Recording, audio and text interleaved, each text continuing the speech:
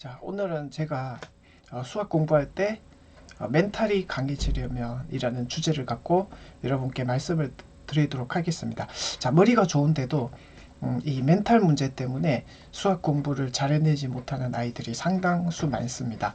제가 관찰해 본 바로도 IQ가 굉장히 높은데도 이 멘탈 관리를 잘못해서 수학 성적이 안 오르거나 또는 공두박질 치거나, 자, 이런 그 부분들에 있어서 사실은 멘탈은 이 IQ적인 부분보다 훨씬 더 많은 영향을 미칩니다.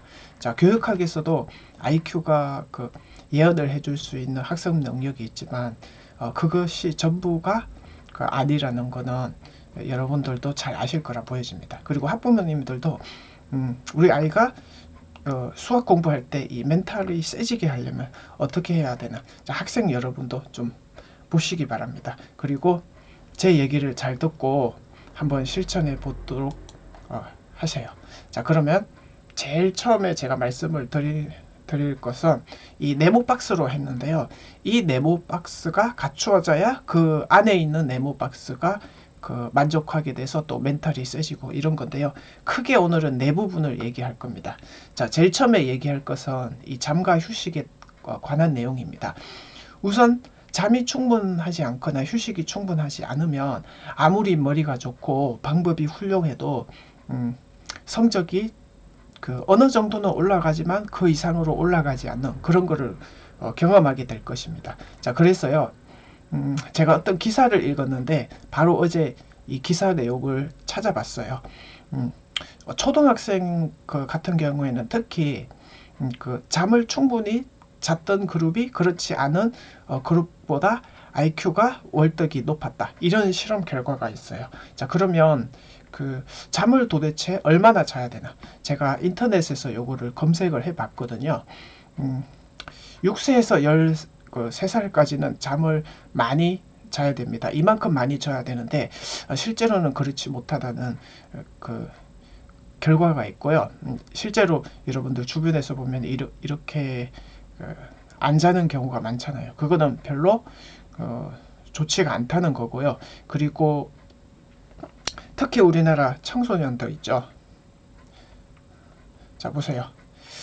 8시, 10시간이면은 실제로 우리나라 청소년 같은 경우에는 6시간도 마고 자고, 그리고 잠을 되게 부족하다는 현상을 알 수가 있어요. 성인들도 보면은 원래 7시에서 9시간을 자야 되는데 그렇지 못한 경우가 있죠. 그래서 이 잠자는 시간이 우선 이렇게 확보가 돼 있어요. 예. 뇌과학적으로도 잠을 충분하게 자야 되는 이유는 여러분들이 직접 찾아보시고요. 잠을 자야 뇌 부분의 내측 수액을 따라서 이런 원리들이 있거든요. 이거는 여러분들이 직접 찾아보세요. 자, 그게 우선 만족해야 된다는 겁니다. 그리고 또 하나는 제가 뇌파에 대해서 이게 자료를 찾아봤는데 요거는 간단히 말씀드리면은 잠자는 상태라고 보시면 되고요. 아래로 내려갈수록 활동이 활발합니다. 자, 근데 여기서 잘 보세요. 잠자는 상태, 멍 때리는 경우죠. 자, 요 상태로도 만들어도 안 되고요. 공부할 때 얘기입니다. 자, 그리고 너무 집중이 과몰입 상태, 긴장하고 불안하고 이러다 보면은 수학에서 실수가 되게 많이 일어나게 됩니다. 자, 그래서 이 뇌과학적으로 보면은 수학 공부하기 제일 좋은 상태고요. 근데 수학 공부할 때는 많은 과몰입, 집중 상태가 필요하기 때문에 여기 베타파, 에너지가 막 세다, 이렇게 받아들이시면 되고요. 자, 그러다 보면은 너무 집중 많이 하다가 막 불안하다. 수학 공부할 때 이거는 많이 경험하셨을 거라고 보여지는데요. 가몰입을 하다 보면 불안해서 막 실수하고 시험에도 실수하고 이런 경우도 나타나기 때문에, 자, 이럴 때는 좀 어떻게 한다? 뇌를 좀 편안하게 잠을 잔다든지 휴식을 해야 된다, 이런 겁니다. 그러니까 멘탈이 세지려면 무조건 잠과 휴식이 충분해야 된다라는 거, 그리고 건장 수면도 제가 말씀드렸습니다. 자, 그 다음이 뭘까요? 자, 그 다음이 바로 잠과 휴식이 충분한 상태에서 성취감, 바로 수준에 맞는 공부를 하라는 겁니다. 자, 요거 안 지키는 학생들 되게 많아요. 그리고 어머님들 특히 이런 오해를 하고 계세요. 우리 아이가 블랙라벨 최상위 A급 이렇게 막 높여서 무조건 푼다. 요거 별로 안 좋습니다. 왜냐면은 어려운 문제 풀면은 쉬운 문제가 저절로 풀 일정 부분은 그게 해결이 되는데 어려운 문제를 푼과 동시에 그 아래 단계에 있는 문제도 같이 풀어야 이 수학적인 멘탈에서는 굉장히 좋다라는 겁니다. 그래서 저거는 사실이 아니라고요. 내 실력이 100인데 난이도를 2, 300으로 푸는 것은 그 멘탈이 오히려 약해지는 지름길이라는 겁니다. 근데 예외는 있긴 있어요.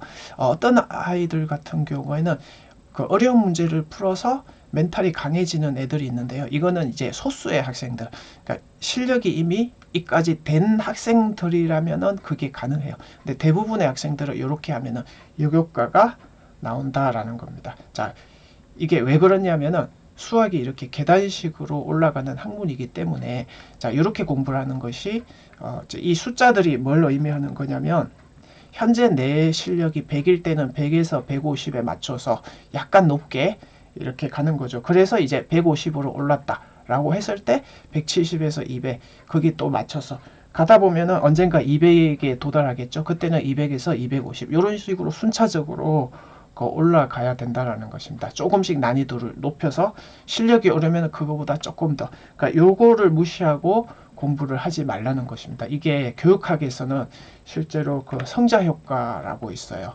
성취감을 느꼈을 때 더 그 길을 하고 싶은, 이게 멘탈 관리법입니다. 자, 요거를 꼭 좀 지켜주시라는 겁니다. 자, 그러면 두 번째 단계까지 됐죠. 그러면 세 번째 단계에서 제가 말씀드리고 싶은 것은 의미를 느끼면서 수학 공부를 하라라는 겁니다. 자, 요거는 무슨 뜻이냐면은 수학 공부를 할 때 인수분해 예를 들어보죠. 이거 왜 배울까? 곱셈 공식 이걸 왜 배울까? 자꾸 이렇게 뜻을 파악한 그 목적을 알려고 공부를 하는 거죠. 자, 이렇게 공부를 했을 때는 그냥 아무 생각 없이 기계적으로 했을 때보다 훨씬 더 효과적이다라는 겁니다. 뇌에도 더 기억에 잘 남는다라는 것이고요. 자, 그러면 의미 학습을 하려면 어떻게 해야 되냐? 왜라는 질문을 자꾸 던져 봐야 된다는 거죠. 수학 공부를 할 때 문제 막 이렇게 푸는 것보다는 왜라는 질문을 던져봐서 그 답을 찾으려고 노력해야 된다는 거죠. 그리고 정명이라는 거. 이거는 너무들 잘 아시리라고 보여지고요.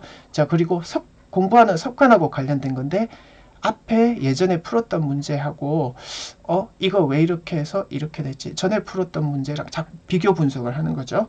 요거를 해봐야 된다는 거죠. 그리고 제가 예전에 그랬죠. 이 상위권들 있죠. 1등급들은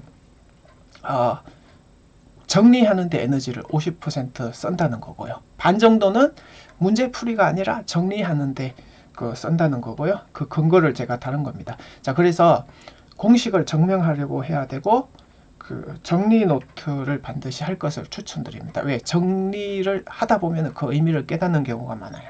자, 그러면 그 다음 단계가 뭐냐면 이제 마지막 단계인데요. 이게 저 빨간색 네모 박스를 쳤잖아요. 요거는 재능 영역이에요.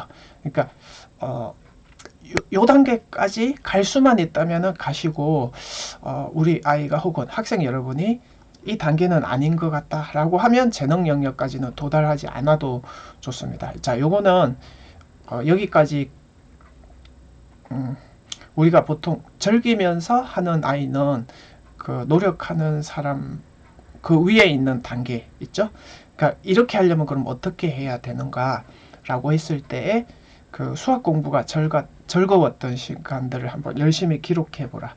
자, 두 번째, 수학을 내가 즐겁지 않으면 즐겁게 공부하는 사람들 영상 있잖아요. 혹은 그런 책들을 한번 읽어보라는 겁니다. 자, 세 번째로 수학사 수학 이야기 요거 괜찮습니다. 그리고 퍼즐 자체가 원래 공부를 신나게 하는 그런 의미가 있잖아요. 그죠? 이런 거를 한번 활용해 보라는 거고요. 그리고 자기가 했던 노트들 있죠. 그거를 차곡차곡 수집하고 정리하라. 이겁니다.